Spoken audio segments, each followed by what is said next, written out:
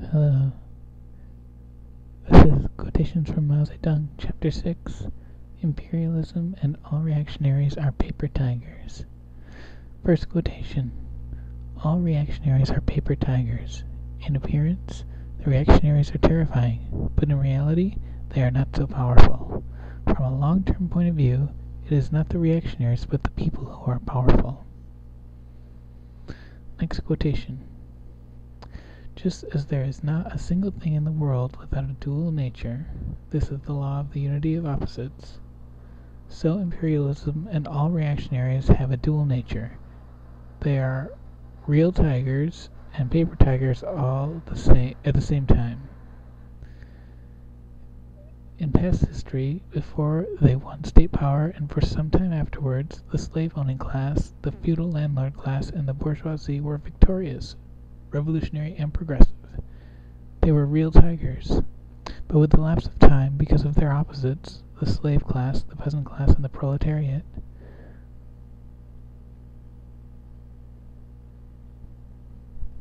because their opposites, the slave class, the peasant class, and the proletariat grew in strength step by step, struggled against them more and more fiercely. These ruling classes changed step by step into the reverse, changed into reactionaries, changed into backward people, changed into paper tigers.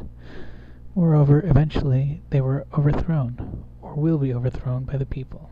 The reactionary, backward, decaying classes retain this dual nature even in the last life and death struggles against the people. Even in their last life and death struggles against the people. On the other hand, they were real tigers. They devoured people by the millions and tens of millions. The cause of the people's struggle went through a period of difficulties and hardships, and along the path there were many twists and turns. To destroy the rule of imperialism, feudalism, and bureaucrat capitalism in China took the Chinese people more than 100 years and cost them tens of millions of lives before the victory in 1949. Look, were these not living tigers, iron tigers, real tigers? Nevertheless, in the end they changed into paper tigers, dead tigers, and bean curd tigers. These are historical facts. Have people not seen or heard about these facts? There have indeed been thousands and tens of thousands of them. Thousands and tens of thousands. Hence imperialism and all reactionaries looked at it in essence, from a long-term point of view, from a strategic point of view, must be seen for what they are, paper tigers. On this, we should build our strategic thinking.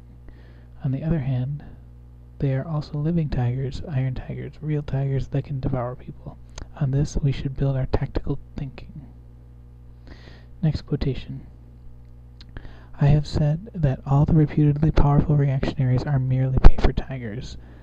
The reason is that they are divorced from the people. Look, was not Hitler a paper tiger? Was Hitler not overthrown? I also said that the Tsar of Russia, the Emperor of China, and Japanese imperialism were all paper tigers. As we know, they were all overthrown. U.S. imperialism has not yet been overthrown and is the atom bomb. We believe it also will be overthrown. It too is a paper tiger. Lifting a rock only to drop it on one's own feet is a Chinese folk saying to describe the behavior of certain fools. The reactionaries in all countries are fools of this kind. In the final analysis, their persecution of the revolutionary people only serves to accelerate the people's revolutions on a broader and more intense scale. Did not the persecution of the revolutionary people by the Tsar of Russia and by Chiang Kai-shek perform this function in the great Russian and Chinese revolutions? Next quotation.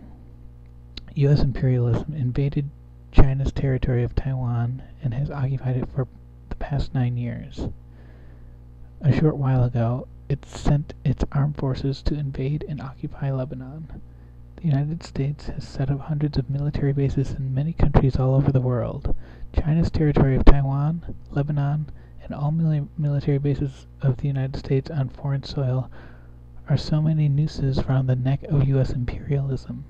The nooses have been fashioned by the Americans themselves, and by nobody else, and it is they themselves who have put their nooses round their own necks, handing the ends of the ropes to the Chinese people, the peoples of the Arab countries, and all the peoples of the world who love peace and oppose aggression. The longer the U.S. aggressors remain in those places, the tighter the nooses round their necks will become. That quotation was taken from 1958. Next quotation.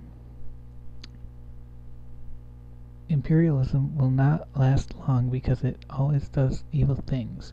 It persists in grooming and supporting reactionaries in all countries who are against the people. It has forcibly seized many colonies and semi-colonies and many military bases, and it threatens the peace with atomic war. Thus, forced by imperialism to do so, more than 90% of the people of the world are rising and will rise in struggle against it. Yet imperialism is still alive, still running amok in Asia, Africa, and Latin America. In the West, imperialism is still oppressing the people at home. This situation must change. It is the task of the people of the whole world to put an end to the aggression and oppression perpetrated by imperialism, and chiefly by U.S. imperialism. Next quotation. Riding roughshod everywhere, U.S. imperialism has made itself the enemy of the people of the world and has increasingly isolated itself. The atomic bombs and hydrogen bombs in the hands of the U.S. imperialists will never cow those who refuse to be enslaved. The raging tide of the people of the world against the U.S. aggressors is irresistible. Their struggle against U.S. imperialism and its lackeys will assuredly win still greater victories. Next quotation. If the U.S. monopoly capitalist groups persist in pushing their policies of aggression and war, the day is bound to come when the people of the whole world will hang them. The same fate awaits the accomplices of the United States. The next quotation. Over a long period, we have developed this concept of the struggle against the enemy. Strategically, we should despise all our enemies, but tactically, we should take them all seriously. This also means that we must despise the enemy with respect to the whole, but that we must take him seriously with respect to each concrete question.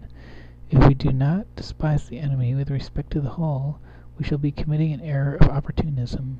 Marx and Engels were only two individuals, and yet in those early days they already declared that capitalism would be overthrown throughout the world.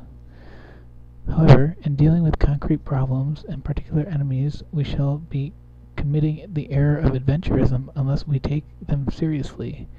In war, battles can only be fought one by one, and the enemy forces can only be destroyed one by one. Factories can only be built one by one. The peasants can only plow the land, plot by plot. The time is even true of eating a meal. Strategically, we take the eating of a meal lightly. We know we can finish it. Actually, we eat it mouthful by mouthful. It is impossible to swallow an entire banquet in one gulp. This is known as a piecemeal solution. In military parlance, it is called wiping out the enemy forces one by one. Final quotation from chapter 6. It is my opinion that the international situation has now reached a new turning point. There are two winds in the world today, the east wind and the west wind. There's a Chinese saying, either the east wind prevails over the west wind, or the west wind prevails over the east wind. I believe it is characteristic of the situation today that the east wind is prevailing over the west wind. That is to say, the forces of socialism have become overwhelmingly superior to the forces of imperialism. That quote was from 1957. I will leave some reflecting thoughts in another video. Thanks for listening. Cheers.